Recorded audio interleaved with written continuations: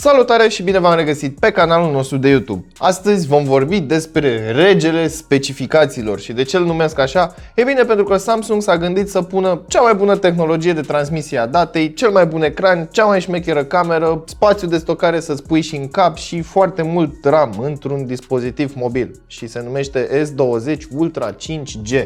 Hai să vedem despre ce este vorba și, bineînțeles, să vă spun cât de impresionat sunt și nu sunt de acest dispozitiv. Pe lângă telefon, în cutie găsim un încărcător de 45 de W, o pereche de căști USB tip C brânduite AKG și cablul de încărcare și transfer date de la USB tip C la USB tip C. Pe partea de hardware, Samsung nu s-a pripit și a înghesuit înăuntru tot ce avea el mai bun. Un ecran dinamic AMOLED imens de 6,9 inch ce are rezoluție 2K+, aspect 20:9 și o densitate de invidiat, 511 pixel per inch. Display-ul este compatibil HDR10+ și suportă o rată de împrospătare de 120 de Hz în rezoluție Full HD și 60 de Hz în rezoluție 2K. Puterea de procesare este asigurată de un chipset Exynos 990 pe 7 nanometri plus. Modelul de față are 128 de GB spațiu de stocare intern și o capacitate enormă de RAM, 12 GB.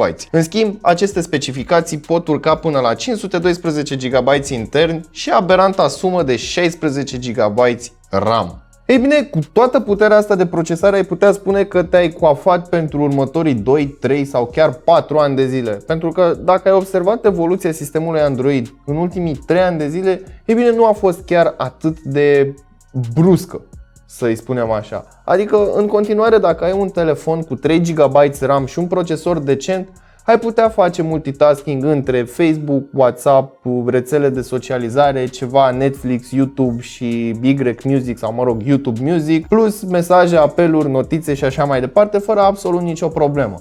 Poate vei simți cumva un pic lag la un procesor mai vechi, cum ar fi Snapdragon 810, dar mă îndoiesc, pentru că dacă dai reset la telefon și instalezi aplicațiile pe curat, îl lași să-și facă ultimele update-uri pe care le mai are el și așa mai departe, vei observa că nu e un telefon chiar atât de rău. Acum, hai să vorbim și despre alte lucruri interesante pe care le are Samsung, cum ar fi Gorilla Glass 6 pe față, pe spate, îmbrăcat cu o ramă de aluminiu, ceea ce îi dă un oarecare plus de eleganță, evident, pentru că sticlă plus aluminiu e rețeta perfectă de ceva vreme încoace. De asemenea, avem protecție IP68 la apă și praf. Pe partea de baterie avem o capacitate imensă de 5000 de mAh, suportă Power Delivery 3.0 și încărcare reverse de 9W. Deci, practic, pot să-mi încarc telefonul mobil de la telefonul ăsta la 9W,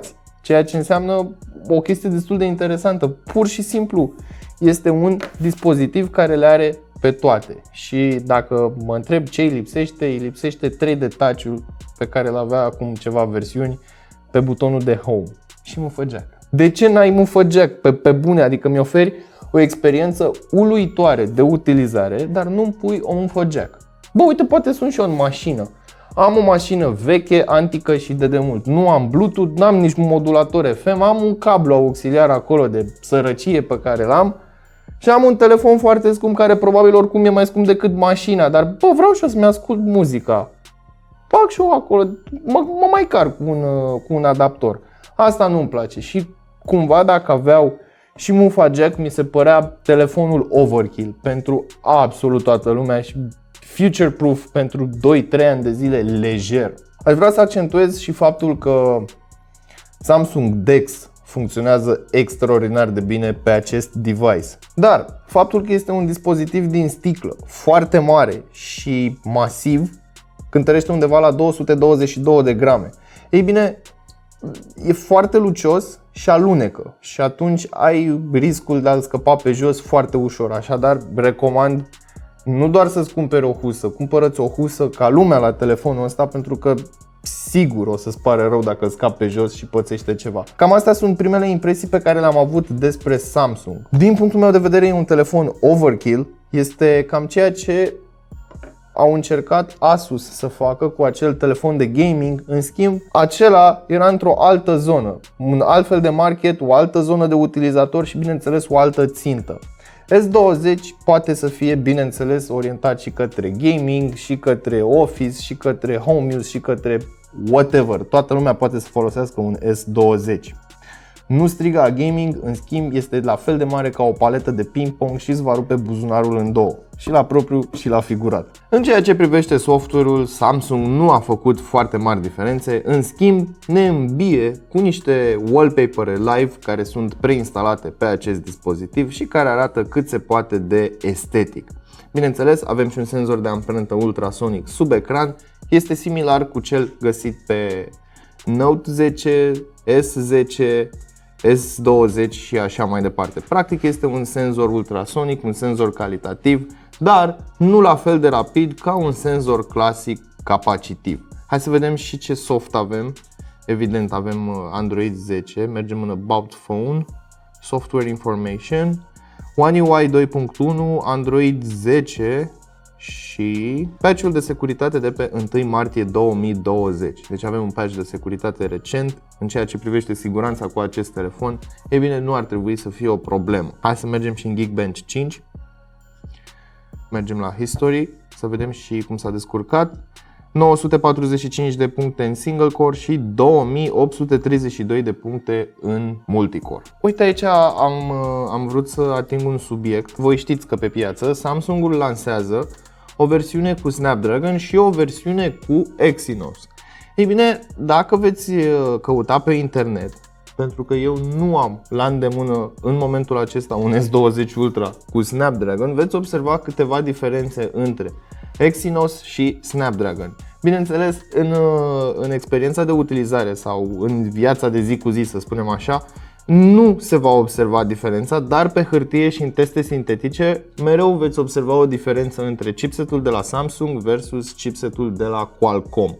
E o chestie diferită, mai mult e o aromă, să-i spunem așa cum spun americanii, dar nu mi se pare un lucru rău. Dar în momentul în care plătesc o sumă de bani pentru un dispozitiv, de ce unul merge mai bine și unul merge mai încet, să spunem așa, pentru că niciunul dintre ele nu merg prost. În fine, este doar o observație, nu ar trebui să-ți faci griji în ideea în care se va întâmpla ceva cu acest telefon.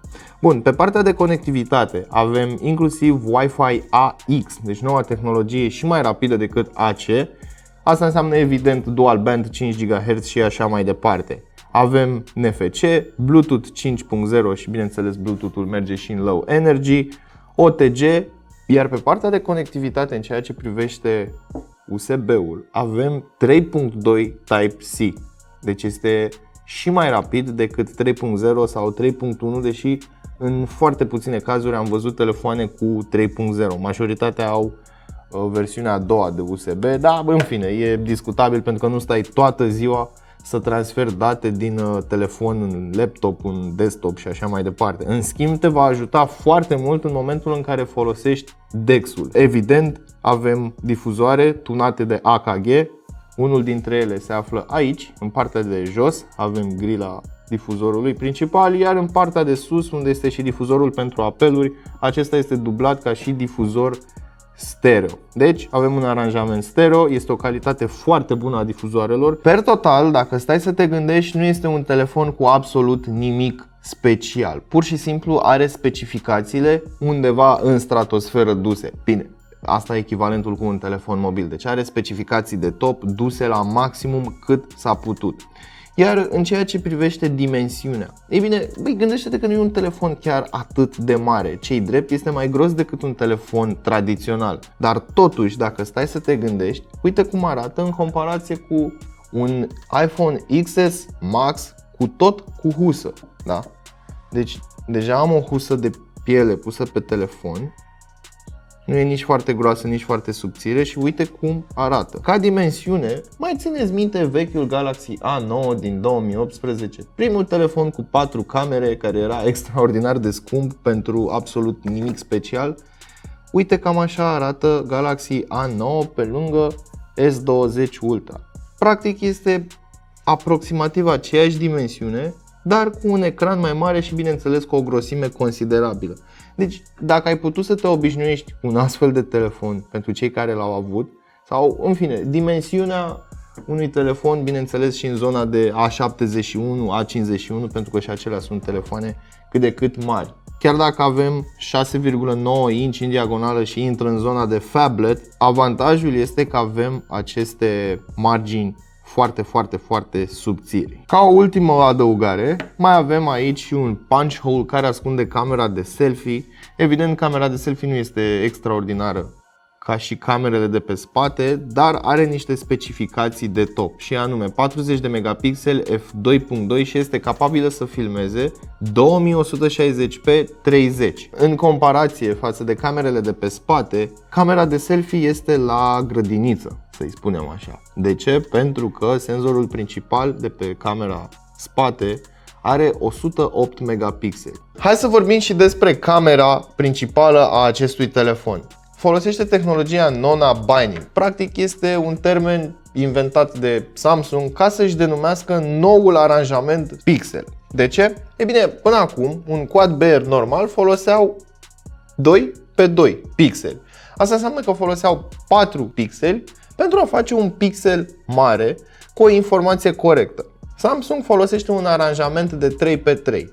3 pe lungime, 3 pe lățime, asta înseamnă 9 pixeli care sunt folosiți pentru a crea un pixel mai mare, cu o luminozitate bună și, bineînțeles, un nivel de detaliu și o corectitudine mai mare în ceea ce înseamnă informația primită din exterior. Acum hai să vorbim și despre specificațiile principale. 108 megapixeli f1.8, după care avem o cameră cu periscop. Aceasta are 48 de megapixeli f3.5, este o cameră telefoto cu zoom optic 5x sau zoom hibrid 10x.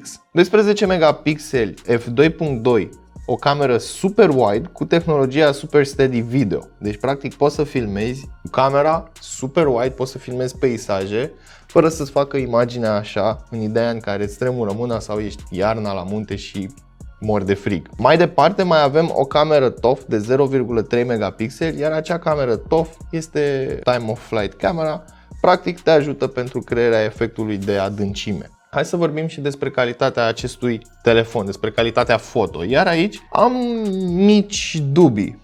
Și hai să vă arăt de ce am mici dubii. Evident, am tras niște cadre cu el și am observat un anume comportament al camerei. Comportament pe care l-am întâlnit și la S20, în schimb nu l-am întâlnit la S10. Iar aici nu vorbesc despre calitate și despre cât de bine arată fotografia, ci despre faptul că uneori camera tinde să nu nimerească balansul de alb în condițiile în care doar miști un pic telefonul. Imaginea devine ori galbenă, ori foarte albastră, rece și nu înțeleg exact de ce face acest lucru. Camera este capabilă să prindă un nivel de detaliu destul de ridicat. În schimb, sincer, la cât tam-tam s-a făcut în jurul acestei camere, mă așteptam să mă dea pe spate într-un mare fel. Față de S10, se văd clar niște îmbunătățiri. Culorile sunt vii, foarte bine reproduse, iar în combinație cu display-ul telefonului ai o experiență marca Samsung. Totuși, am observat câteva comportamente pe care nu am fost foarte încântat să le întâmpin. Camera tinde să supraexpună subiectul atunci când lumina cade direct asupra lui, iar acest lucru este remarcabil în bătaia directă a soarelui. Va trebui să folosești compensația expunerii pentru a echilibra corect cadrul. Un al doilea comportament este observabil atunci când vrei să surprinzi un cadru bogat în detalii și texturi. Camera face clarul în zona de focus, iar de jur împrejur se poate observa efectul artificial de estompare sau, mai bine zis, blurul. În schimb, dacă subiectul este încadrat în zona de focus, camera va surprinde detalii surprinzătoare, iar efectul de blur îți va pune în evidență punctul de interes al cadrului. Per total, este o cameră foarte bună și demnă de un flagship de 2020 și aș putea spune că se poate bate cot la cot și cu Mate 30 Pro și cu iPhone și cu Pixel. Ei bine, marketingul spune 100x Space Zoom. Practic, există 10x zoom hibrid pentru că folosim acea cameră de tip telescop în combinație cu un zoom digital. Dar, în momentul în care treci de 30x, deja cadrul devine foarte zgomotos, detaliile se pierd și, bineînțeles, va trebui să folosești un trepied, pentru că dacă ai mișcat puțin camera, o să vezi cum tremură. Practic e un gimmick mai mult, e un gadget, uite ce poate să facă. Dar, din punct de vedere al tehnologiei și din punct de vedere al pasului pe care l-a făcut Samsung în momentul acesta, e bine, trebuie să trebuie să-i dau credit, pentru că nu am mai văzut așa ceva pe un dispozitiv mobil. Iar aici vorbesc pur și simplu din perspectiva unui senzor care este cât unghia. Însă asta nu este tot, pentru că Samsung S20 Ultra nu scapă chiar atât de ușor. Va trebui să-l compar și cu iPhone, și cu Google Pixel, și cu Huawei Mate și să vedem de ce este în stare. Și sincer să fiu, mă gândeam să-l compar și cu Xiaomi Mi Note 10, pentru că și acela are o cameră destul de bună și la rândul ei destul de flexibilă. Evident, niciuna dintre aceste camere nu are tehnologia aceasta, dar sunt curios în modul standard nivelul de detaliu. De asta sunt curios. Până data viitoare știți ce aveți de făcut, nu uitați să verificați descrierea pentru linkuri utile și prețuri actualizate și dați-vă cu părerea despre S20 Ultra în secțiunea de comentarii de mai jos.